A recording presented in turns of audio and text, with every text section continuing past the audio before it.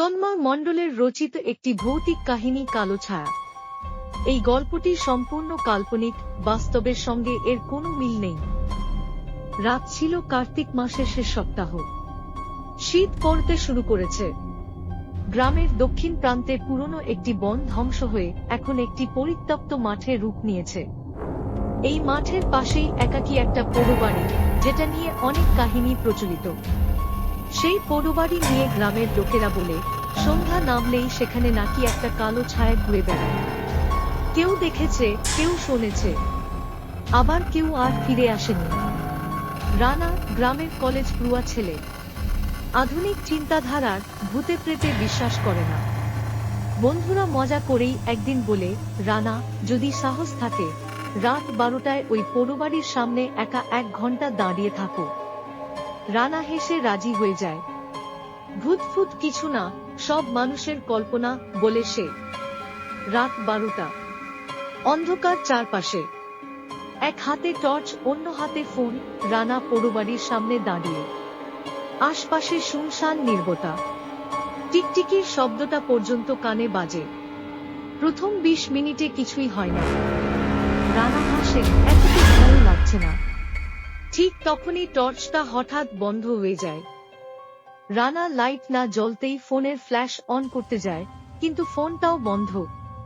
তখনই তার পেছন থেকে এক ঠান্ডা শ্বাসের শব্দ, চলে যা। রানা ঘুরে তাকায়, কিন্তু কিছুই নেই। হঠাৎ হাওয়ার ঝটকায় পোড়োবাড়ির ভাঙা দরজাটা খুলে যায়, কট কট শব্দ করে। সে এগিয়ে যায়। ভিতরে ঢুকতেই চারদিক কালো। কিন্তু হঠাৎ একটা ঘরের কোণে সে দেখে একটা ছায়া। অদ্ভুত লম্বা, মুখ দেখা যায় না, শুধু চোখ দুটো লাল জ্বলজ্বল করছে। ছায়াটা ধীরে ধীরে রানার দিকে এগিয়ে আসে। সে পেছাতে থাকে, কিন্তু পা যেন কাজ করছে না। ঠান্ডা ঘামে তার শরীর ভিজে যায়। ছায়াটি ফিসফিস করে বলে, তুই আমাকে বিশ্বাস করিসনি, এখন আমি তোর বিশ্বাস হব। রানা চিৎকার করে দৌড়ে বাইরে বেরিয়ে আসে। কিন্তু আশ্চর্য, সে দেখে চারদিক দিনের আলোয় ভরে গেছে। পাখির ডাক, শিশুরা খেলা করছে। সময় যে সকাল 6টা। সে গ্রামের দিকে ফিরে যায়।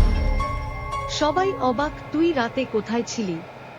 তোকে তো আমরা কাল সকাল থেকেই খুঁজছি। রানা অবাক, আমি তো গতরাতে গিয়েছিলাম পোড়োবাড়িতে। তখনই একজন বয়স্ক লোক বলে ওঠেন, তুই যে পোড়োবাড়ির কথা বলছিস, ওটা তো গতকাল সকালে ভেঙে ফেলা হয়েছে। এখন তো সেখানে কিছুই নেই। রানার শরীর শিউরে ওঠে।